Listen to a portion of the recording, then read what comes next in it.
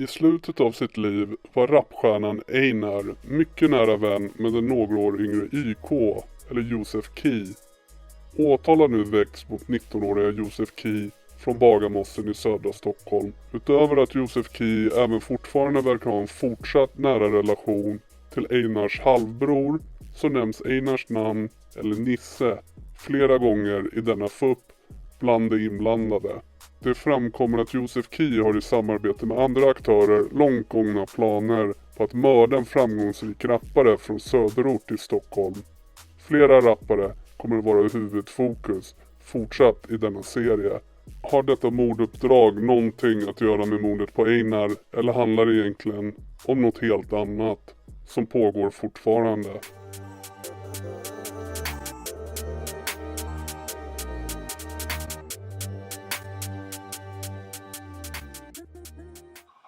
En annan nivå, visen och skjutsen är lackad och tänker vart få den är ny sina kallar ifrån. Husen har gjort det, flipper och timmar och sminkat i plussarna plattat igår. Väsen de vill lära mig, de har tapsat men fastnat i blad, de är platta igår. Kursen jag på mig.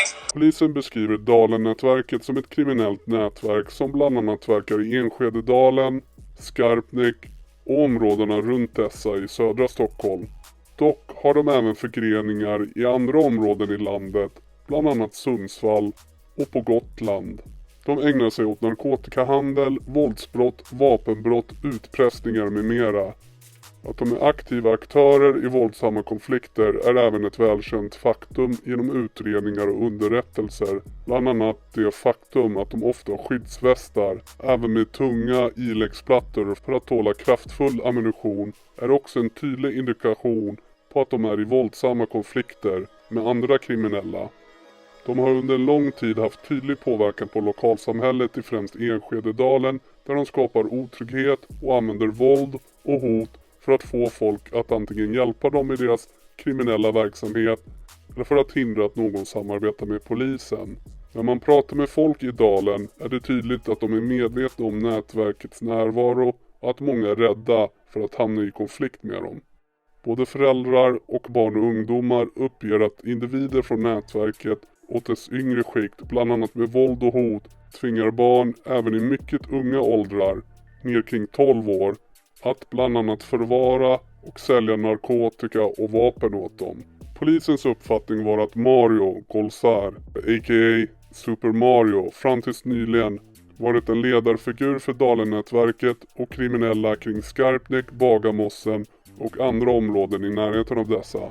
Han har med all sannolikhet försett områdena och nätverken med stora mängder narkotika. Dock har sannolikt Mikael Tenesos, a.k.a. Greken, till stor del övertagit hans roll som ledarfigur. Bland annat därför att Mario suttit frihetsberövad och nu bland annat blivit dömd för grova narkotikabrott och sin inblandning i kidnappningen på just Einar. Rapparen Trife beskrivs som en ledande figur inom Dalen-nätverket av polisen. Trife bedöms vara strax under Greken i hierarkin. Han ses ofta med den övriga kärnan, det vill säga de äldre lite högre upp i hierarkin i nätverket. Konflikt med Bagarmossen. Det är med mycket stor sannolikhet att det råder en konflikt mellan kriminella aktörer i Enskededalen tillsammans med Skarpnäck mot kriminella aktörer i Bagarmossen. Dels har kriminella själva uppgett det, utredningar i till exempel skjutningar pekar på det och det finns underrättelser som styrker de här uppgifterna. Nu 19-åriga Josef Key var mycket nära vän med rapstjärnan Einar när han mördades den 21 oktober 2021. Den 13 december 2023 vid klockan 12:10 efter att ha varit bevakad i flera veckor observerades Josef då han kom ut från porten på Masmästarvägen i Bromma. Josef upplevdes nervös och satte sig i en taxi till Märsta och stannade vid Södergatan. Efter att ha varit inne i en lägenhet så uppträdde Josef nervöst, joggade vissa sträckor och tittade sig mycket omkring. Klockan 12:49 böjde sig Josef ner och la någonting intill ett par krukor utanför porten på Dalgatan.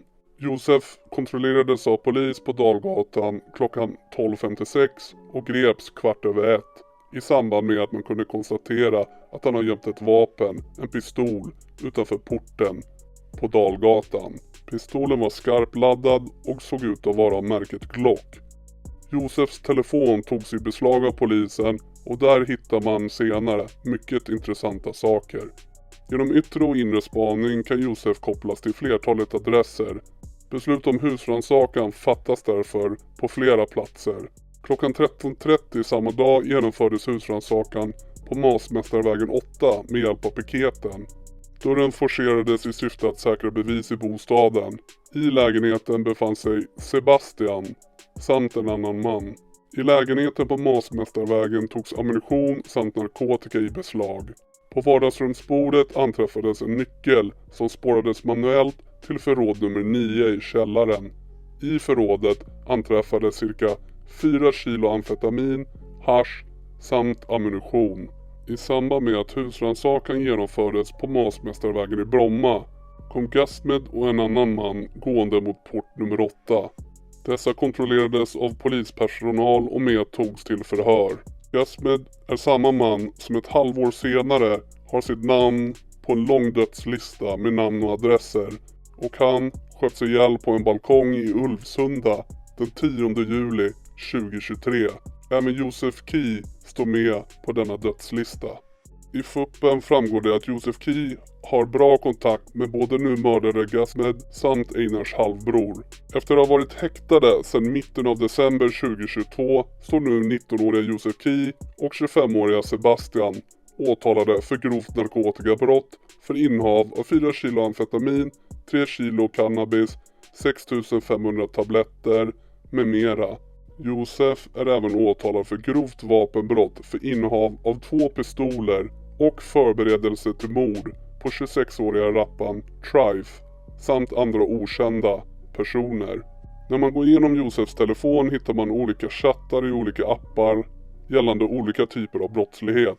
Det finns ett flertal intressanta chattar som berör den pågående stora konflikten i Stockholm med bland andra användarna Ghost Worldwide, Animal Shopping och El Zorro. Enligt förundersökningsprotokollet är Josef med i en gruppchatt som är döpt till Team Nisse på det krypterade nätverket Signal. Följande innehåll består bland annat av planering och förberedelser avseende ett mord som man vill ska ske gentemot en utpekad målsägande vid namn Trife. I chattmaterialet framkommer det att man flera gånger försöker lokalisera var Trife befinner sig och eller uppehåller sig. Trife uppges ha ett pris på sitt huvud i chattarna och en person som omnämns som Kenzo från Farsta ska lösa Goischen på Trife. Det vill säga lokalisera och eller lura fram Trife så han kan mördas. Utifrån chattmaterialet framkommer det även att planerna ska genomföras den 6 december eller helgen till den 9 december till och med 11 december och genomförandeplanerna fortgår även fram till och med den 12 december. En dag innan Josef grips. Det framkommer vidare att det ska vara 3 stycken körare med 2 stora och ett mindre som omnämns i chattmaterialet. Så kallat 3 körare med 2 stora och en liten. Uppdragsgivaren och beställaren för mordet på Trife är en person med användarnamnet Ghost Worldwide i krypterade chattappen Signal och han ska vara en högt uppsatt man inom Kurdiska rävens organisation. Ghost uppger att denna kan skicka 2 stycken från sig till uppdraget. En person med användarnamnet Bonaparte uppger att denna också kan skicka en från sig för detta uppdrag. Bonaparte uppger även att denna kan ordna med uppdraget och den så kallade ruschen och ordna med en så kallad tryckis, det vill säga en lägenhet där man kan gömma sig efter mordet, samt Voi-elskotrar. Ghost Worldwide uppger vidare att de också har elsparkcyklar som är trimmade rawbugs och tryckisar som kan lösas ganska snabbt. Ghost Worldwide förmedlar informationen vidare till Josef Key och Josef Key uppger att han vill sköta hela uppdraget själv. Den så kallade ruschen själv tillsammans med sina killar eftersom man inte litar på några andra. Ghost okejar det och lovar även Josef Key att det inte kommer bli någon dubbelgoish eller dubbelluring gentemot Josef Key från Ghosts håll. Ghost skickar en video till Joseph Key på ett stort parti med misstänkt hasch som är förpackat och har olika märken-logotyper på förpackningarna av bland annat märkena Banana Kush och Pablo Escobar. I chattmaterialet framkommer det även att den så kallade sutten måste lösas.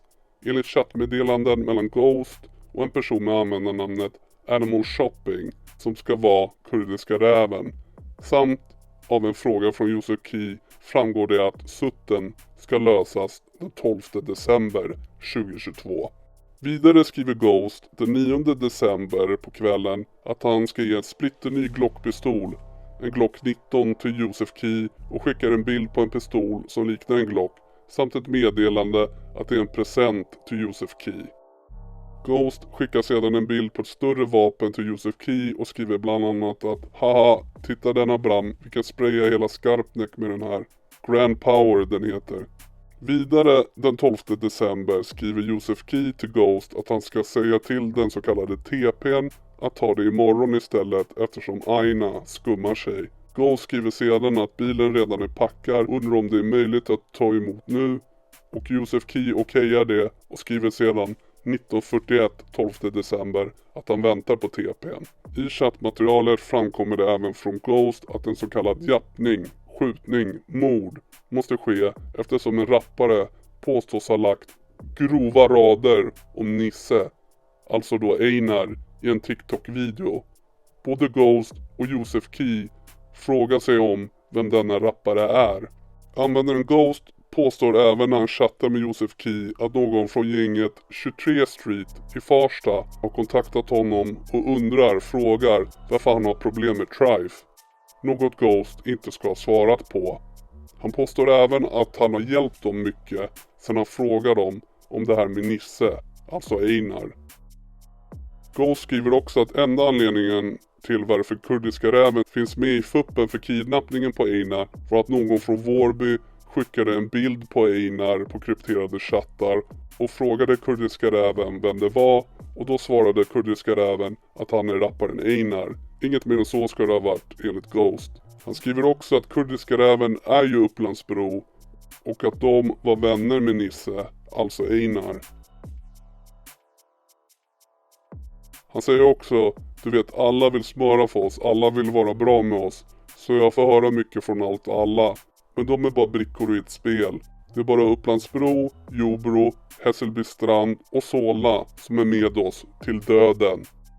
Sen nu ni börjar också bli så med oss, alltså som Joseph Key och andra från Bagarmossen tillhörande hans kontaktnätverk, börjar bli nära Ghost och kurdiska räven. Användaren Ghost ska ha kommenterat och pratat om en tråd på Flashback, där i ett annat fall i de krypterade chattarna för en FUP angående ett mord verkar som att Ghost är ute efter någon i första Fagersjö-nätverket där den så kallade goaren Kenzo ingår i. Ghost säger följande om situationen. Hej Bram, det här är lite knas ändå. Det var Kenzo som skulle lösa goersen på Trife och dem. Och nu, om man ser den här Flashback-tråden och han ser vad jag skrivit där. Jag har skrivit alltså hans ops, jag har sagt mina vänner i Farsta och sånt. Och det är Kenzos vän man diskuterar om och plocka Jani. Han kommer tänka att jag har dubbelspelat med han eller något. Han kommer säkert undvika eller inte vilja göra goersen. Han kanske går och japp Trife själv, men vi får se. Jag tror inte han har läst den så jag ska stressa han att vi kör. Tror ni Joseph Key blir fälld för det han står åtalat för? Och tror ni motiveringen för mordet på rapparen Trife har med mordet på Einar att göra överhuvudtaget eller något helt annat? Slut på del 1. Vill ni att vi går igenom hämndattacker mot Joseph Key utfört i början av året av en rappare samt ytterligare gå igenom händelserna och innehållet i de krypterade chattarna? Skriv det i kommentarerna och gilla videon samt prenumerera på YouTube-kanalen nu om ni vill ha del 2.